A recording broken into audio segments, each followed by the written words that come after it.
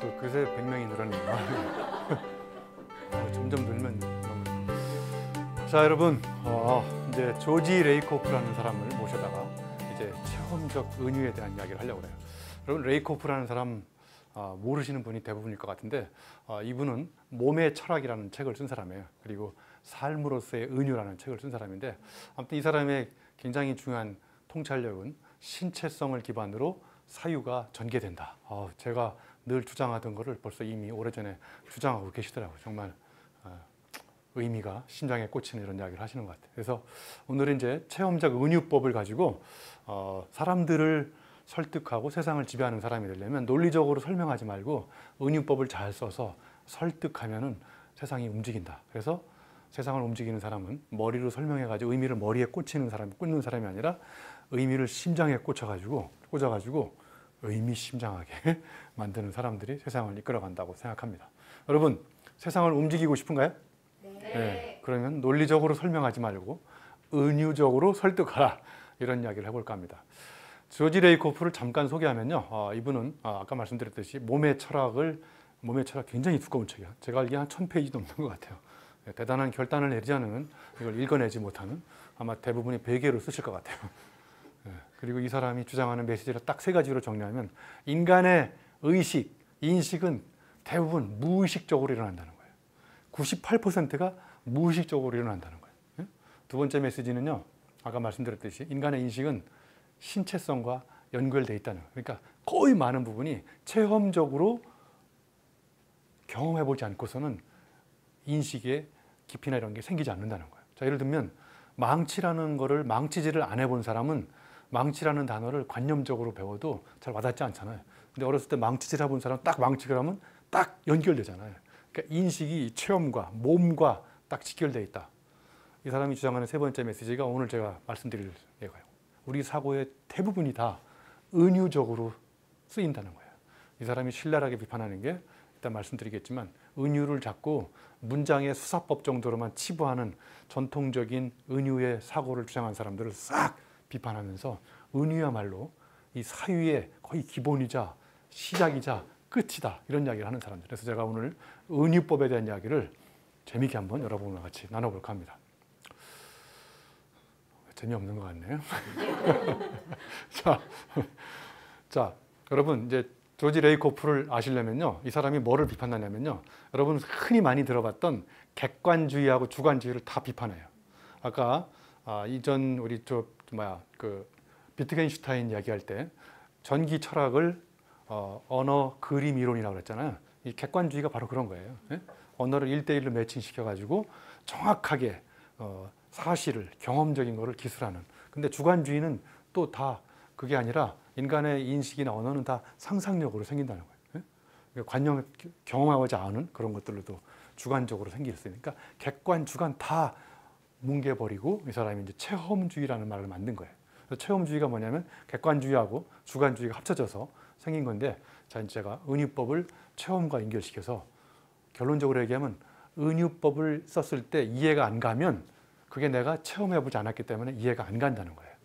자, 예를 들면 제가 공부는 망치다 그랬을 때 망치질 안 해본 사람은 이해가 안 가는 거잖아요. 그러니까 모든 은유적 사유가 다 체험적 사유에서 시작한다는 거예요. 그래서 여러분 요즘에 직유법이 많이 쓰이나요? 은유법이 많이 쓰이나요?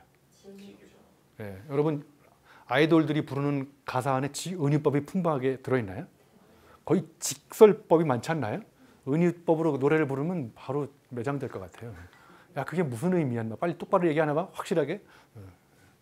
그래서 직유, 은유, 즉 은유가 직유로 바뀌면서, 즉 곡선의 사회가 직선의 사회로 바뀌면서 우리의 삶이 핍박해졌고 굉장히 불행해졌다는 거예요. 여러분 꾸불꾸불 산등성이가 다 터널 뚫리고 직선으로 바뀌었잖아요. 빨리 목적지에 도달하면 거기서 깊이 사색하고 놀아야 되는데 빨리 목적지에 갔다가 또 빨리 올라오잖아요. KTX나 SRT 타고 부산 가서 부산하게 움직이다가 또 바로 또 올라오잖아요.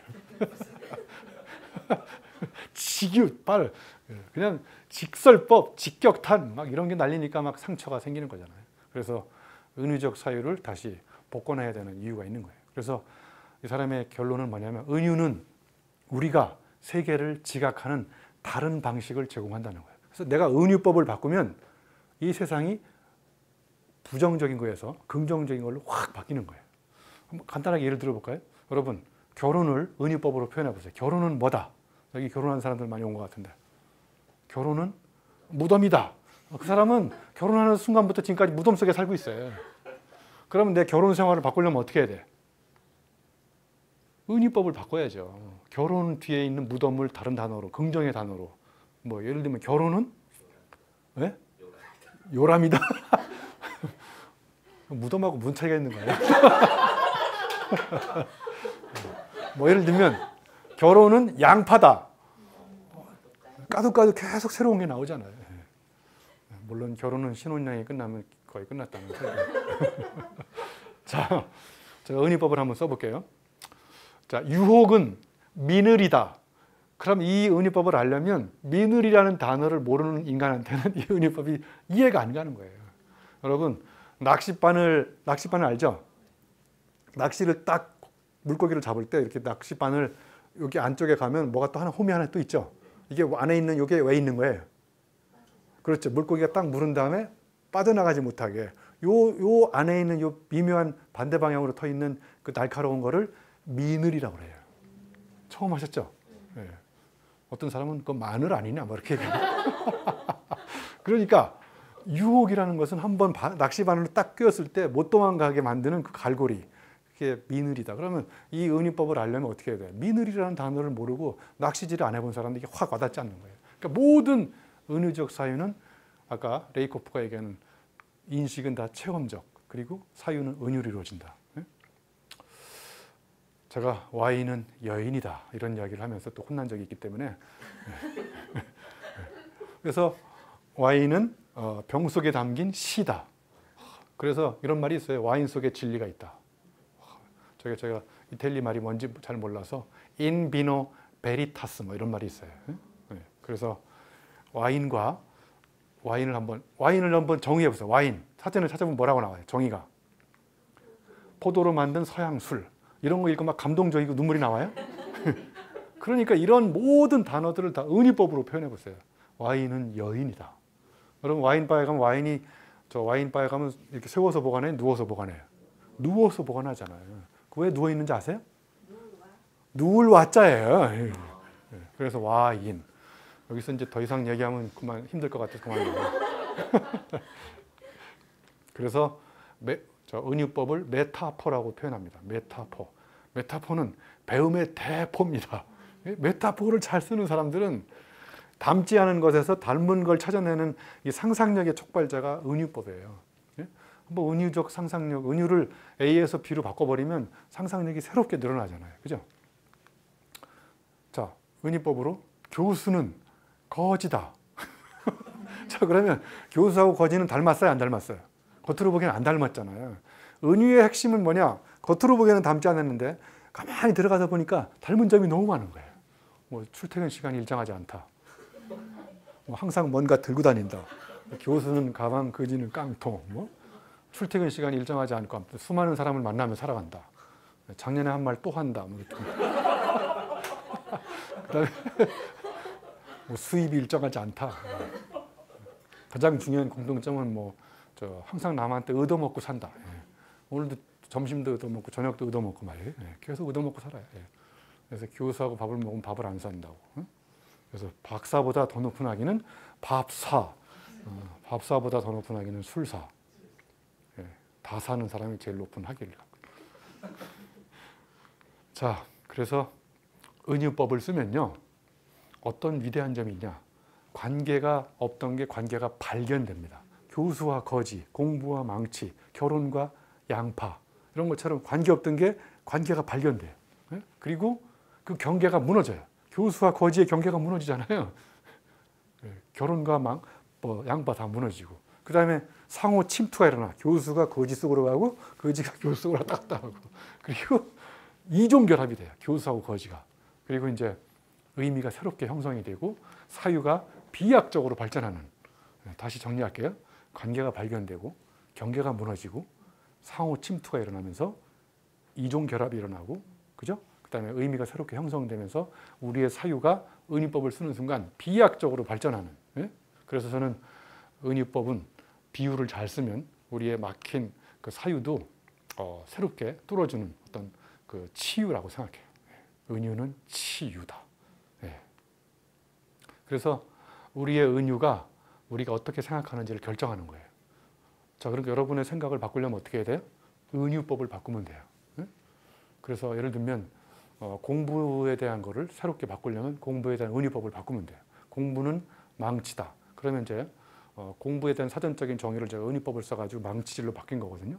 그럼 뭔가 새롭게 공부도 새롭게 하면 기존의 생각이 깨부서지잖아요.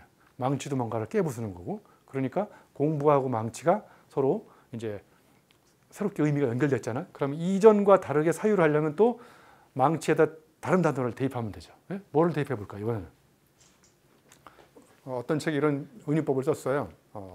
숙고, 앉아서 깊이 생각하는 것은 손전등이지만 나가서 행동하는 것은 전조등이다.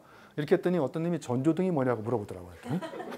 그러니까 앉아서 생각하면 요 가까운 데밖에 비출 수 없는 손전등에 불과하지만 나가서 행동하니까 정말 놀라운 사유가 저 멀리까지 비출 수 있는 전조등처럼 이렇게 생각이 놀랍게 떠오른다는 거예요. 자, 그래서 은유법을 쓸 때 조건이 있어요. 첫 번째, 풍부한 개념. 개념이 없으면 은유적 사유를 넓힐 수가 없어요. 아까 민을처럼.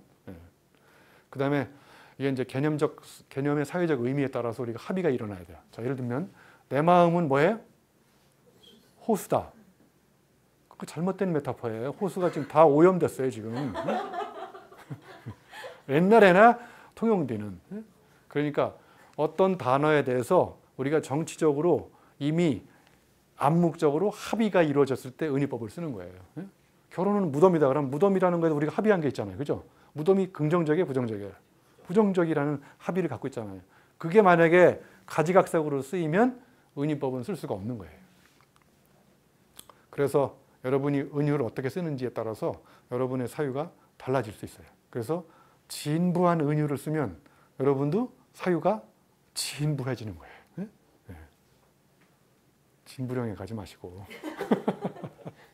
자, 여러분 아이디어의 정의가 뭐예요? 아이디어. 어렵게 생각할 거 없고 아이디어. 네. 자, 아이디어가 많은 사람과 아이디어가 별로 없는 사람의 결정적 차이가 뭘까요? 어떤 사람이 아이디어가 많아요. 자, 경험이 많은 사람. 그 다음에 책을 많이 읽은 사람이 아이디어를 많이 낼까요? 책을 안 읽은 사람이 아이디어를 많이 낼까요? 많이 읽은 사람. 그러니까 아이디어의 전제 조건은 재료가 풍부한 사람인 거예요. 레퍼런스, 참고문헌이 두꺼운 사람. 그러면 두 가지를 연결시키는 거예요. 그러니까 아이디어는 익숙한 것에 낯선 조합. 자, 그게 아이디어. 그 다음에 크리에이티비티, 창의성이 뭐예요? 창의적인 사람의 공통점. 창의적이지 않은 사람에 비해서. 엉뚱하다. 이 사람도 남과 다르게 색다른 조합을 잘하는 사람이에요. 그래서 MIT 미디어 랩에 마빈 민스키라는 박사님이 계세요. 그분이 창의성의 정의를 아주 쉽게 내렸어요. 흔한 것에 흔치 않은 결합. 예를 들면 제가 지식 산부인과 의사인 건 아세요? 모르시잖아요. 지식 산부인과 의사 흔하잖아, 사전에. 제가 세계 최초로 흔치 않게 결합을 했어요. 지식 산부인과 의사. 굉장히 그때부터 지식 임신에 대해서 연구할 수 있는 사람은 나밖에 없는 거죠. 그 다음에 메타포, 은유법의 굉장히 중요한 특징이 뭐예요? 메타포. 두 가지를 연결시키는 거잖아요. 관계없는 거 갖다 끌어다 집는 거잖아요. 그러니까 아이디어, 크리에이티비티, 메타포 다 두 가지 이상을 이전과 다르게 연결시키는 사유의 방법인 거예요. 그러니까 메타포를 잘 쓰는 사람, 아이디어가 풍부한 사람이고 그리고 창의적인 사람인 거예요. 그러니까 이거를 따로따로 생각할 게 없어요. 그러니까 결국은 창의적인 사람이고 은유법을 잘 쓰고 아이디어가 풍부해지려면 첫 번째 전제 조건은 재료를 만들어야 돼. 재료가 풍부해야 돼요. 재료가 직접 경험, 간접 경험 두 가지로. 간접 경험은 영화 많이 본 사람, 책을 많이 읽은 사람, 사람 많이 만나서 상처 많이 받은 사람, 직접 경험. 다 아이디어 메타포에. 자, 이제 지금부터는 은유를 가지고 다른 사람들을 설명하지 않고 설득하는 것에 대해서 이야기를 해볼까 합니다. 자, 여러분 그 스티브 잡스하고 빌 게이츠가 둘 다 똑같이 대학 졸업식에 가서 축사 연설을 했죠. 누구 연설이 더 재미있을 것 같은 불길한 예감이 드는 거예요. 왜요? 네? 대학을 안 나와서. 굉장히 처음 듣는 얘기를 하고 있습니다. 맞아요. 나 대학 때려치웠다. 나 사생아였다. 자기 고백을 하는데 선동가 스타일로 합니다. 그런데 빌 게이츠는 굉장히 맞는 얘기예요. 옳은 얘기인데 재미가 없어요. 스티브 잡스가 선동하는 데 비해서 빌 게이츠는 선전합니다. 그리고 스티브 잡스는 상식을 잘 어루만져줘요. 아픈 사람들. 너는 너무 한심하다. 이 대학까지 졸업하냐. 나같이 대학을 때려치워야 이렇게 유명한 사람이 되지 않나. 빌 게이츠는 양식에 호소해. 그래서 양식에 호소하면 추천 도서로 저 서가에 가서 꽂혀 있어요. 상식을 잘 어루만져주면 베스트셀러로 매대에 누워 있어요. 이렇게. 여러분 책은 누워 있어야 돼요. 서가서 꽂히면 걔는 인생이 끝나는 거예요. 그래서 스티브 잡스는 의미심장하게 감동적인 연설을 하는 데 비해서 빌 게이츠도 다 맞는 얘기인데 의미가 심장에 꽂히지 않고 자꾸 머리에 꽂혀가지고 이게 졸린 거예요. 이게 의미가 머리에 무거워지니까. 자, 그러면 여러분 반 고흐하고 피카소 아시죠? 그러면 빈센트 반 고흐하고 피카소하고 세계적인 천재 화가인데 차이점이 있죠. 차이점이 뭘까요? 인생의 말로를 비교해 보세요. 어떤 차이가 있을까요? 피카소는 백만장자로 80살 거의까지 그냥 젊은 여자하고 같이 참 재밌게 살았어요. 우리 여러분 남자분들 피카소처럼 살고 싶어요? 반 고흐처럼 이렇게 귀 자르고 죽고 싶어요. 자, 근데 두 사람 다 천재적인 화가인데 왜 이렇게 인생의 말로가 180도 바뀌었냐? 이게 바로 전문 용어로 소셜 인텔리전스, 사회적 지능의 차이라는 거예요. 그러니까 피카소는 방대한 사회적 네트워크를 구축해가지고 수많은 사람들 대상으로 재미있게 막 설득을 했고, 반 고흐는 너네 바보 아니야? 왜 내 이 천재적인 화가의 그림을 못 알아주는 거냐? 이 세상 사람들 바보다. 그래가지고 빈센트 반 고흐는 이름이 빈센트잖아요. 센트가 비었잖아요. 빈센트. 그것도 반밖에 안 돼. 빈센트 반. 고흐. 고독하고 흐느끼면서 죽었잖아요. 제가 또 이름 해설가라서. 여러분 막스 베버가 쓴 경제와 사회라는 굉장히 난해한 책이 있어요. 막스 베버 추종자 몇 사람만 읽는 책이에요. 저도 읽다가 너무 난해해가지고 집어치웠어요. 근데 저 책을 주워다가 미국의 사회학자 조지 리처가 맥도날라이제이션, 이 단어, 그러니까 우리말로 맥도날드 그리고 맥도날드화 이런 책을 썼는데 이건 글로벌 베스트셀러가 됐어요.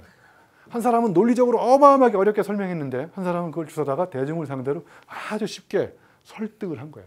그 사람 떼돈 벌었어요. 저 글로벌 베스트셀러가 돼가지고.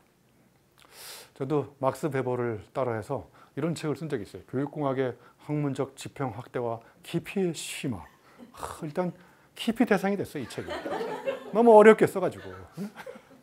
근데 제가 초등학교는 아니고 중고등학교 직업 선택을 고민하는 사람들, 진로 지도를 하는 선생님들, 학부모들을 대상으로 MT 교육공학, 총천연색으로 이렇게 유치원생도 읽기 쉽게 이 책을 썼는데 이거는 너무 잘 팔리고 있어요. 저 책을 한양대 교육공학과에 막 엄청나게 몰려오고 있어요. 들어오면 책임은 져주지 않지만 아무튼. 자, 아리스토텔레스가 이 사람을 설득하는데 3대 요소가 있다고 그랬어요. 첫 번째 에토스라고요. 에토스는 인간적 신뢰감이에요. 이게 차지하는 비중이 100% 중에서 약 60%가 에토스가 차지한다는 거예요. 여러분 저를 믿습니까? 지금 안 믿잖아요. 이렇게 불신관계 속에서는 제가 아무리 열심히 얘기를 해도 제 메시지가 안 먹히는 거예요. 믿습니까? 네. 믿습니까? 네. 자, 두 번째는 파토스라고요. 그러니까 우리말로 번역하면 감성적 호소력, 논리적 설명력이 바로 마지막에는 로고스예요. 그러니까 에토스 60%, 인간적 신뢰감, 파토스 감성적 설득력 30%. 그럼 이게 90%잖아요, 이미. 나머지 10% 로고스로 빼도 박도 못하게 활용점적으로 문을 딱 닫아버리면 이제 게임이 끝난다는 거예요. 근데 우리는 이걸 거꾸로 하잖아요. 로고스 60% 거의 논리적으로 재미없게 계속 설명하니까 이제 잠을 자는 거죠. 그리고 보니까 또 인간적으로 신뢰도 안 가고.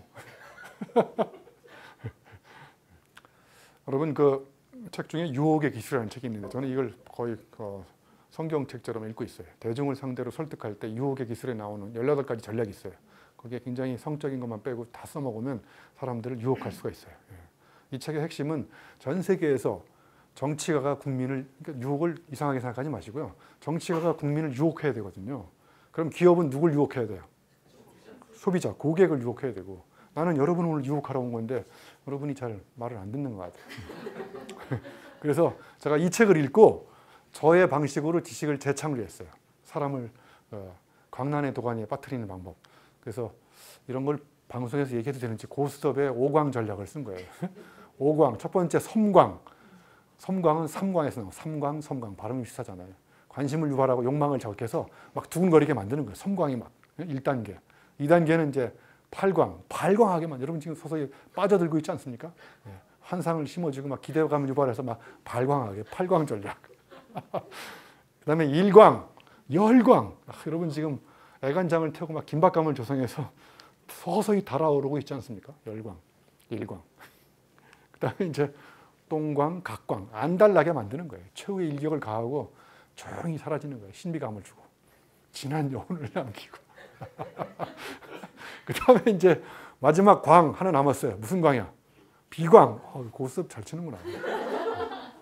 비광은 이제 후광. 진한 그리움을 심어놓고 감동과 감탄의 도가니로 빠뜨린 다음에 저는 빨리 도망가. 여기 오래 있으면 안 돼요. 이렇게 이제 5광 전략으로 섬광, 발광, 열광, 각광, 후광 이렇게. 이것도 이제 언어의 유희이기도 하죠. 자, 여러분 대학을 다니고 대학원 다니고 있는데 개론서 책 읽고 감동받으신 분 계세요? 개론. 경영학 개론. 발음이 좀 개론. 방송에서는 할 얘기는 안 되지만 우리 개론서는 그 머리를 공략할까요? 심장을 공략할까요? 머리를 공략하죠. 머리를 공략하는 사람들의 중요한 특징은 자기 체험이 없는 사람들이 설명을 계속해요. 설명을 계속한다는 얘기는 자기가 체험한 게 거의 없다는 거예요. 설득하는 사람, 심장을 설득하는 사람은 자기 체험이 있는 사람들이에요. 그러니까 조지 레이코프의 체험이 여기서 다시 나오는 이유는 체험적 은유법을 쓴다는 얘기는 그만큼 체험한 게 많은 거예요.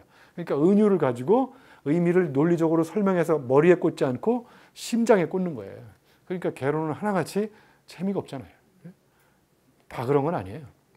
제가 이런 이야기를 해야 또 개론서 중에 재밌는 책을 쓴 사람이 저한테 항의를 해도 다 그런 게 아니라고 그랬잖아요. 이렇게 얘기를 하면. 제가 또. 자, 여러분의 삶을 바꾸는 방법, 뭐를 바꾸면 될까요?